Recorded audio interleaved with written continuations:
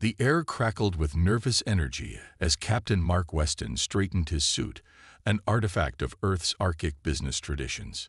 He was light years away from home, standing on the gleaming metal floor of the Galactic Council's central chamber. This moment had been decades in the making, Earth's official welcome into the grand tapestry of interstellar civilizations.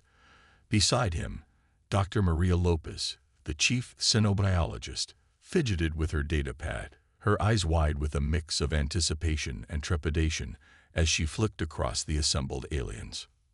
Insectoid Thorians hummed and clicked, their multifaceted eyes fixed on the sealed human delegation pod. Plant-like Malorians swayed gently, a sign of their deep unease.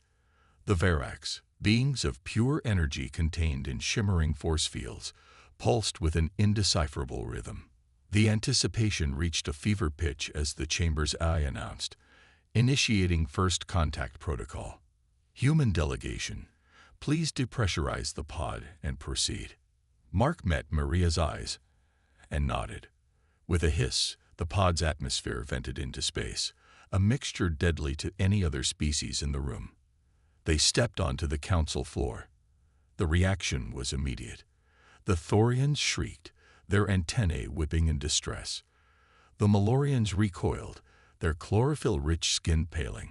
Even the Verax pulsed violently, throwing off sparks of chaotic energy.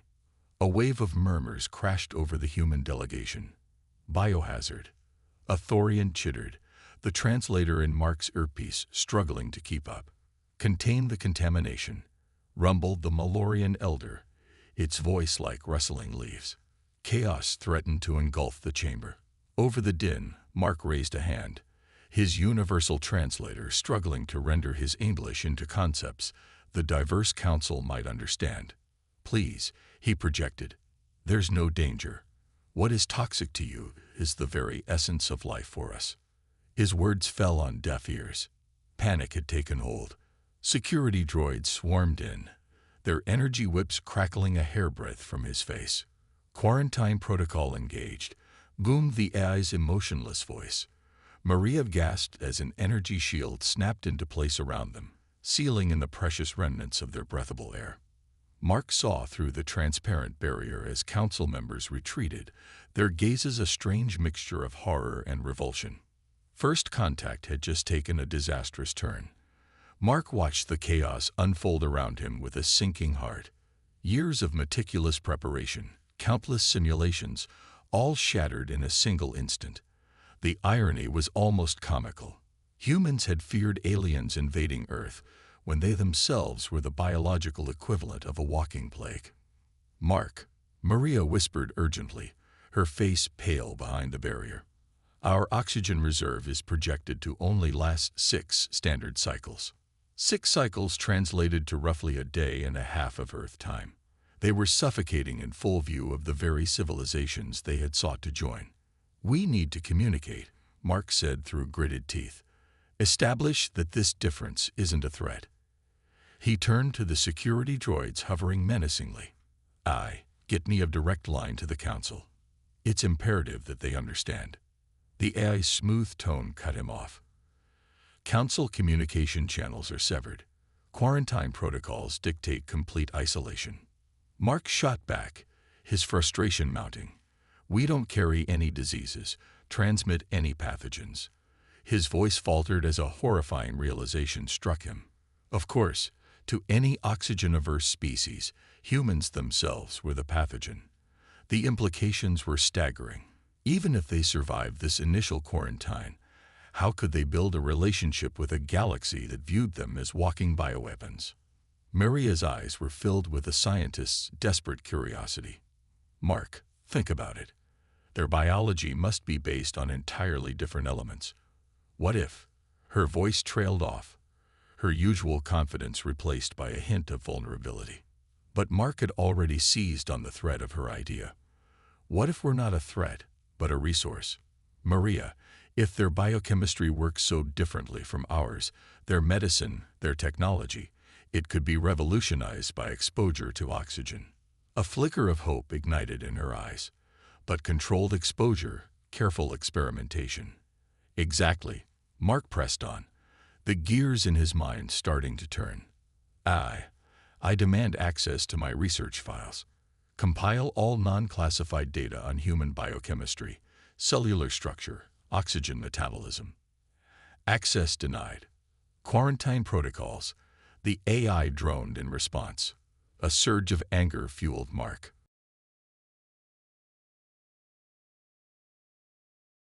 There was a pregnant pause. Then the AI responded, its voice tinged with an unusual inflection. Override requires council authorization. Be advised, unauthorized tampering with quarantine protocols carries severe penalties. Mark exchanged a look with Maria. Severe penalties or possibly death by suffocation. The choice was clear. The risk is acceptable. Proceed with the override. A wave of tension washed over the confined space of the human pod. The AI's silence buzzed in their ears, each second seemingly ticking down their dwindling air supply. Mark's heart pounded in rhythm with the harsh rasp of his breaths. Beside him, Maria's eyes were locked on the blinking countdown timer. Override complete, the AI finally announced. Data transmission commencing. Mark felt a flicker of triumph. He motioned to Maria. All right, let's make the most of this opportunity. Start with basic cellular structure, emphasize the oxygen exchange mechanisms, cross-reference with known non-toxic elements within their environments, highlight potential medical applications if you can find any. Maria, an element of her professional composure returning, started tapping furiously on her datapad. Data streamed across the transparent barrier, filling the council chamber beyond with a dizzying torrent of scientific information. At first, the gathered aliens remained wary, security droids hovering at their flanks. But as the transmission continued, a subtle shift occurred. The Thorians' antennae tilted with a hint of curiosity, no longer whipping about in alarm.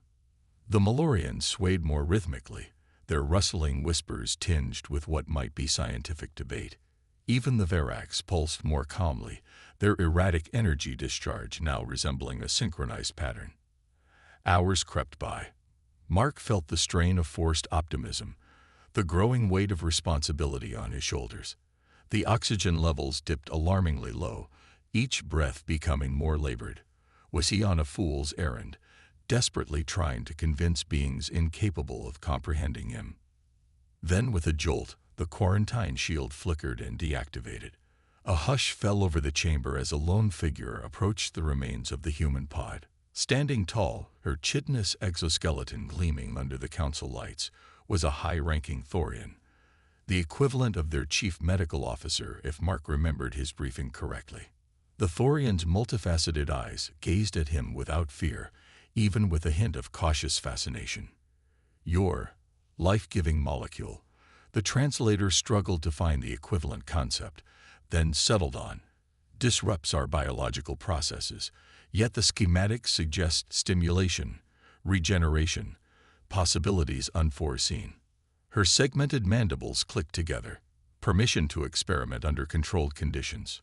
A surge of relief crashed over Mark, a wave washing away the tightness in his chest. He managed a weak smile. Permission granted. Gladly, his voice cracked, betraying his utter exhaustion. As the Thorian medical team converged on the human delegation pod, Mark allowed himself a moment to simply breathe. The first steps, however tentative, had been taken. Humanity's greatest threat, it seemed, might just be the key to their salvation within the grand tapestry of the galaxy. A new hope. The following weeks within the Council's medical facility resembled a whirlwind of controlled chaos. Mark and his team, their health stabilized with specialized breathing apparatus, were whisked into a flurry of tests, observations, and carefully orchestrated experiments. The Thorian scientists, driven by a clinical curiosity that transcended their initial repulsion, meticulously studied the effects of oxygen on their own tissues. It was a strange dance of mutual discovery. The humans, long accustomed to their unique biochemistry, now saw their most mundane bodily functions through the lens of alien bewilderment. Maria, ever the scientist, found a twisted fascination in the shockwave that a simple exhalation sent through her non-human colleagues.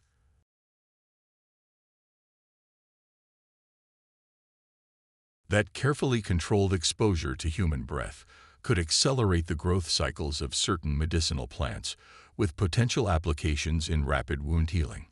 The Verax, beams of pure energy, tentatively used microdoses of oxygen to boost the efficiency of failing power cores, a practice akin to jump-starting a dead battery with an element considered toxic by most living beings. News of the groundbreaking findings spread throughout the Council, appending centuries of ingrained biological assumptions. The initial fear surrounding humans morphed into fascination, grudging respect, and finally, a pragmatic desire to cooperate. It turned out that a deadly poison to some could be the catalyst for unprecedented advancements for others. Of course, the challenges remained. Mark spent countless hours locked in negotiations with wary Council representatives, hammering out safety protocols, containment measures, and trade agreements built around the export of carefully filtered, controlled amounts of Earth's atmosphere. The galaxy wasn't ready to integrate humans fully, not yet, but the quarantine was lifted, the label of biohazard hesitantly replaced with unique resource. One evening, as Mark observed the now familiar sight of a Thorian physician carefully administering a dose of oxygen to stimulate cellular regeneration in a critically injured patient, an aged Malorian elder approached him. Its leaves seemed to droop with a quiet weariness. "We misjudged you," the elder's voice rustled, the translator rendering it into soft clicks and whispers. "Feared what we did not understand. In this chamber, a poison has become a remedy." Mark nodded, a lump forming in his throat. Sometimes the greatest leaps forward come from the most unexpected places. The Malorian surveyed the bustling medical ward where humans and aliens worked side by side, a scene so improbable it would have been dismissed as fiction mere weeks ago.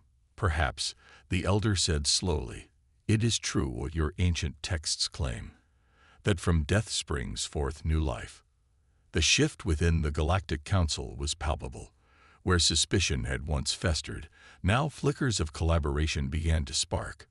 Trade delegations, initially disguised as biohazard assessment teams, cautiously explored Earth's offerings. Minerals that were biologically inert on the human homeworld proved to be potent energy conductors when infused with trace amounts of oxygen.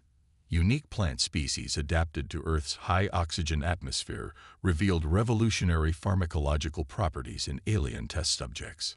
Mark, his title shifting from diplomat to ambassador of a dangerous resource, found himself the unlikely linchpin in this unprecedented trade network. The sheer logistical nightmare of safely extracting, filtering, and transporting Earth's atmosphere became his domain. He oversaw the construction of specialized harvesting facilities in the most desolate corners of Siberia, the establishment of fortified distribution hubs on the Moon, and the creation of a fleet of ships capable of containing the volatile cargo. With this newfound economic importance came a grudging acceptance. It was difficult to label a species as a threat when their very breath held the potential to heal your sick, power your cities, or revolutionize your industry. The initial whispers of fear faded, replaced by the hum of interstellar commerce. Humans, the pariahs of the galaxy, were now grudgingly considered valuable, if somewhat terrifying, partners. Life on the Council station transformed for the human delegation. Their quarters were expanded, the sterile isolation replaced with accommodations designed to replicate, as best as possible, an Earth-like environment. Maria, her initial claustrophobia now a distant memory, practically sprouted roots in the newly constructed biodomes, delighting in the opportunity to analyze the reactions of extraterrestrial flora to her controlled oxygen experiments. Yet undercurrents of tension still swirled. Whispered rumors hinted at clandestine research conducted by less scrupulous council members, driven by a lingering fear mingled with a desperate bid for military superiority. Mark knew that the galaxy's newfound reliance on human-sourced oxygen could just as easily become a strategic vulnerability, a means of control. One starlit cycle, summoned to the quarters of the Verax delegation, beings known for their enigmatic pronouncements, Mark found himself confronted by this duality. The Verax pulsed brightly in the dimly lit chamber, their energy field rippling like an aurora. Your kind traffics in a volatile force, the collective voice echoed, devoid of the usual translator-induced distortion. Life and death in a single breath. It brings balance, but also potential for discord. Mark met the Verax's enigma.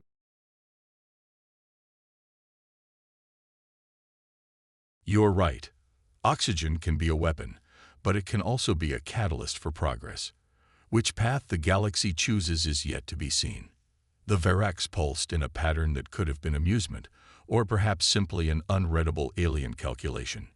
We observe, they intoned. We wait. Earth's new role. Years turned into a decade. Humanity's integration into the Galactic Council wasn't seamless, but it was undeniable. Oxygen distribution networks warmed their way across star systems, carrying precious canisters of Earth's atmosphere. Human scientists and engineers were highly sought after, their unique perspective shaped by an oxygen-rich world pushing the boundaries of technological innovation. Mark, aged by the weight of his interspecies ambassadorship, found himself an unlikely celebrity. His once neatly cropped hair was now shot through with silver, his tailored suits bearing a few more wrinkles than they did at first contact. The naive optimism of his youth had tempered into a pragmatic determination. Earth, too, had irrevocably changed. Massive oxygen harvesting complexes dotted the planet, their gleaming structures stark against the natural landscapes they carefully sought to preserve. The initial fear of ecological damage prompted a rapid acceleration in clean energy development. If humanity was to become the lungs of the galaxy, they'd first needed to ensure their own world could breathe. A sense of restless melancholy had settled over Mark. The victories had been great, yet Earth felt smaller somehow. He longed for the smell of rain on fresh grass, the feeling of the open ocean beneath his feet, sensations no longer easily accessible when your own planet's atmosphere was a carefully regulated commodity. Then a summons arrived. The Galactic Council wished to bestow upon him their highest civilian honor, a symbol of interspecies cooperation rarely granted to a single individual, let alone a human. Mark found himself standing before the assembled representatives once more, beneath the vast dome of the council chamber, a decade older, a universe wiser. Thorians clicked their approval, their multifaceted eyes gleaming.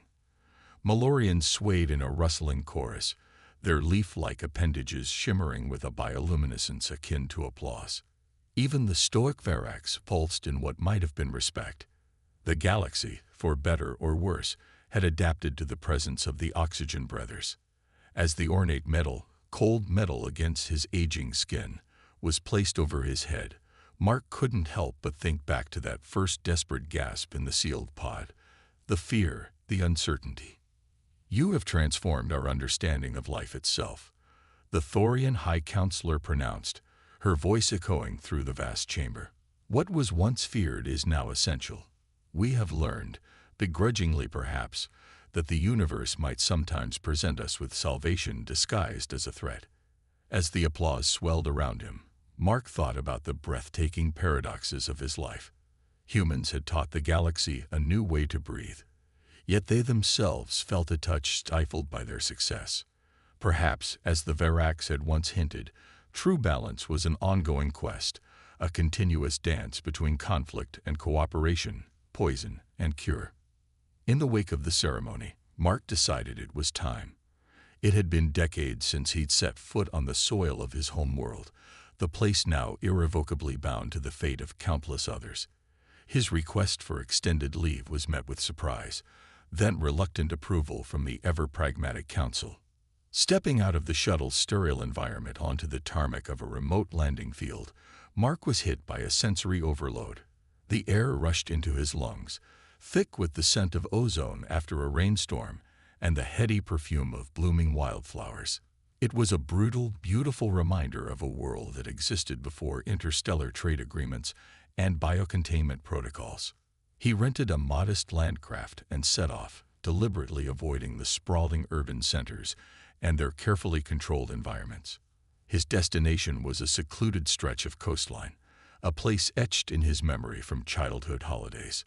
The ocean, when he finally reached it, roared with a power that no space station could ever replicate. Mark removed his shoes, letting gritty sand squirm between his toes, reveling in the primal simplicity. He found a weathered piece of driftwood and sat, simply staring at the endless horizon, the waves crashing in a rhythm far older than any galactic treaty. As the sun dipped below the sea,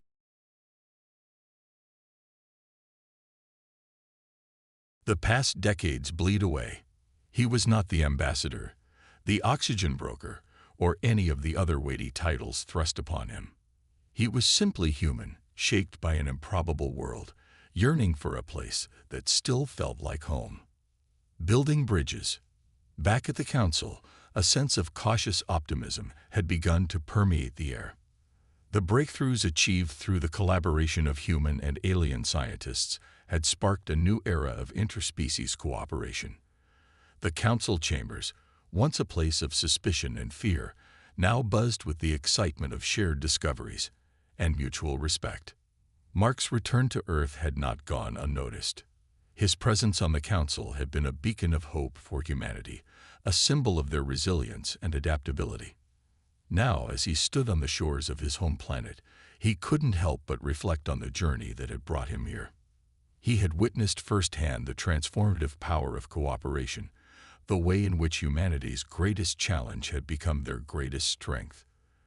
The galaxy had learned to breathe alongside them, to see beyond their initial fear and embrace the potential for growth and progress. As he walked along the beach, the waves lapping at his feet, Mark felt a renewed sense of purpose. He knew that the path ahead would not be easy, that there would still be challenges and obstacles to overcome.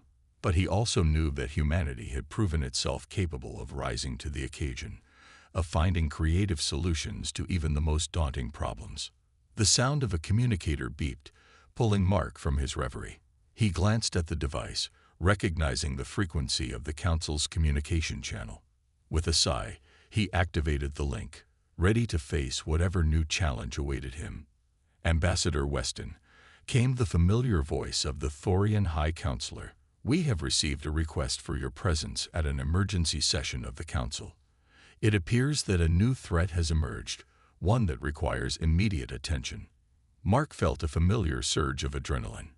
He had faced countless crises in his role as ambassador, each one testing his resolve and ingenuity. He knew that this would be no different, that he would need to draw on all of his experience and knowledge to navigate the challenges ahead. "I'll be there," he replied, his voice steady and determined. "Prepare the shuttle for immediate departure."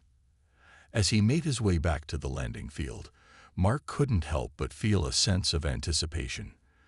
The journey was far from over, and there was still so much to learn, so much to discover. He knew that humanity's place in the galaxy was still being defined, that their story was still being written. As the shuttle lifted off, leaving the tranquil shores of Earth behind, Mark felt a sense of resolve settle over him. He was ready to face whatever challenges lay ahead, to continue building bridges and fostering cooperation. For he knew that, in the grand tapestry of the galaxy, humanity's greatest strength lay in their ability to adapt, to innovate, and to forge new paths forward. And as the stars stretched out before him, he couldn't help but feel a sense of wonder at the limitless possibilities that lay ahead.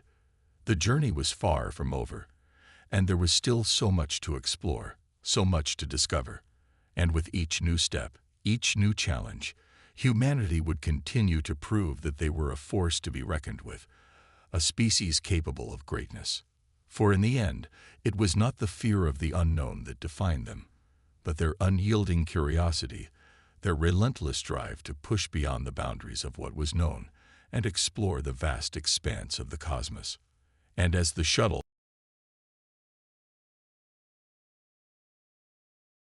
was only just beginning, the new threat. As the shuttle approached the Galactic Council station, Mark's mind raced with the possibilities of what this new threat could be. The galaxy was vast and full of dangers, but he had learned that with cooperation and ingenuity, even the most formidable challenges could be overcome.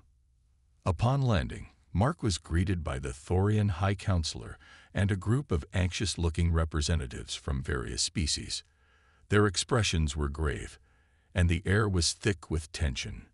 Ambassador Weston, the Thorian High Counselor, began. "We have received reports of a rapidly spreading pathogen that is wreaking havoc on several worlds. It appears to be highly adaptable and resistant to most known treatments." Mark felt a chill run down his spine. A pathogen of this nature could spell disaster for countless civilizations. "What do we know about its origins?" he asked, his voice steady despite the rising fear. "It seems to have originated in a remote sector, likely the result of an experiment gone wrong," the counselor replied. "We need your expertise in biochemistry and your experience with crisis management to help us develop a solution." Mark nodded, his mind already working through potential strategies. "We need to gather all available data on this pathogen, analyze its structure, and identify any weaknesses. We'll also need to coordinate a response team to contain its spread and develop a treatment." The council members nodded in agreement, their faces reflecting a mix of hope and desperation. They had seen what humanity was capable of, and now they were counting on that ingenuity to save them from a new threat. As Mark and his team delved into the research, they quickly realized that the pathogen was unlike anything they had encountered before. It seemed to be a hybrid of several different biological organisms, each one contributing to its resilience and adaptability. Despite the challenges, Mark remained focused and determined. He knew that the key to defeating this pathogen lay in understanding its unique properties and finding a way to disrupt its life cycle. Days turned into weeks as the team worked tirelessly, their progress slow but steady. They analyzed the pathogen's genetic code, tested various compounds, and conducted countless experiments. It was a race against time, but they refused to give up. Finally, a breakthrough came. Maria, ever the brilliant scientist, had discovered a compound that showed promise in neutralizing the pathogen's effects. It was a risky move, but it was their best chance at stopping the spread and saving countless lives. With the council's approval, they began mass-producing the treatment and distributing it to affected worlds. The results were immediate and dramatic. The pathogen's spread was halted, and those who had been infected began to recover. The relief and gratitude from the affected species were palpable. Mark and his team were hailed as heroes, their efforts a testament to the power of cooperation and determination. As the crisis subsided, Mark couldn't help but reflect on the journey they had undertaken. They had faced a seemingly insurmountable threat and emerged victorious, not through force or aggression, but through science, collaboration, and unwavering resolve. It was a reminder that no matter how daunting the challenges ahead, humanity's greatest strength lay in their ability to come together, to innovate, and to find solutions where others saw only obstacles.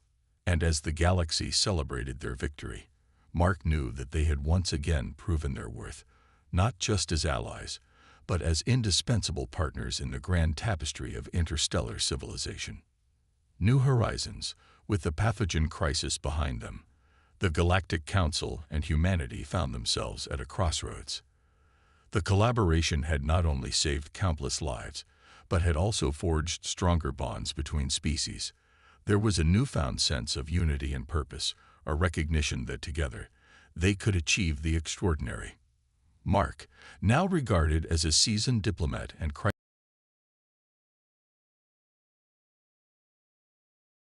was vast, and there were still many mysteries to uncover, many challenges to face. He knew that humanity had a crucial role to play, not just as a resource or a partner, but as leaders in innovation and exploration. As he walked through the bustling corridors of the council station, Mark felt a sense of pride and hope. The station had become a vibrant hub of activity, a place where ideas and cultures intermingled, where the seeds of progress were sown. Maria approached him, a satisfied smile on her face. "We did it, Mark. We made a difference." He nodded, feeling the weight of their accomplishments. "Yes, we did. But there's still so much more to do. The galaxy is full of opportunities, and we need to seize them." She nodded in agreement. I hear there's an expedition being planned to explore a newly discovered star system. They could use someone with your experience." Mark's eyes lit up with curiosity. "A new star system, huh? Sounds like just the kind of challenge we're looking for." As they prepared for the next chapter in their journey, Mark couldn't help but feel a sense of excitement. They had faced incredible odds and emerged stronger, more united. Now they were ready to push the boundaries of what was possible, to explore new horizons and uncover the secrets of the cosmos. The expedition to the new star system was a massive undertaking, involving representatives from multiple species, each bringing their unique skills and perspectives. It was a testament to the power of cooperation, a demonstration of what could be achieved when diverse minds came together with a common goal. As their ship departed from the council station, Mark felt a sense of anticipation and wonder. The galaxy stretched out before them, a vast expanse of unexplored territory and limitless possibilities. The journey was long and challenging, but the rewards were beyond measure. They discovered new worlds, encountered alien species, and made groundbreaking scientific discoveries. Each new encounter, each new discovery, was a reminder of the boundless potential of the universe and the unyielding spirit of exploration. Mark and his team became pioneers, charting new paths and forging new connections. They faced dangers and overcame obstacles, their resilience and ingenuity shining through at every turn. As they stood on the surface of a distant planet, gazing up at unfamiliar stars, Mark couldn't help but feel a sense of awe and gratitude. They had come so far, achieved so much, and yet there was still so much more to explore. The journey was far from over, but they were ready for whatever lay ahead. With each new step, each new challenge, they would continue to push the boundaries of what was possible, to explore the farthest reaches of the galaxy, and to prove that humanity was a force to be reckoned with. For in the end, it was their unyielding curiosity, their relentless drive to explore and innovate, that defined them. And as they ventured into the unknown, they carried with them the spirit of adventure and the hope of a brighter future for all. Legacy of exploration. Years passed, and the legacy of the human-led expeditions continued to grow.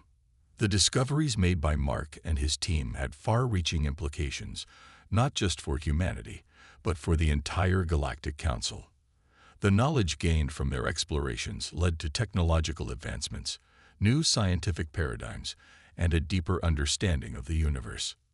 Mark, now an elder statesman of interstellar exploration, often found himself reflecting on the journey that had brought them to this point. He had witnessed the transformation of humanity from a feared and misunderstood species to respected leaders in innovation and exploration. He had seen firsthand the power of cooperation, the way in which diverse minds coming together could achieve the extraordinary, and he knew that this was just the beginning. The galaxy was still full of mysteries, and there was still so much to discover. One day, as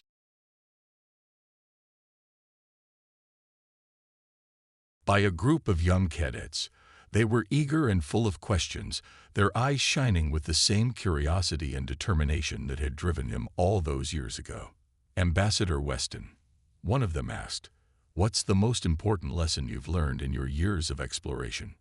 Mark smiled, feeling a deep sense of pride and responsibility. "The most important lesson," he began, "is that we are stronger together. No matter how daunting the challenge, no matter how vast the unknown, when we come together, when we combine our knowledge, our skills, and our determination, there is nothing we cannot achieve." The cadets listened intently, their faces reflecting a mix of admiration and inspiration.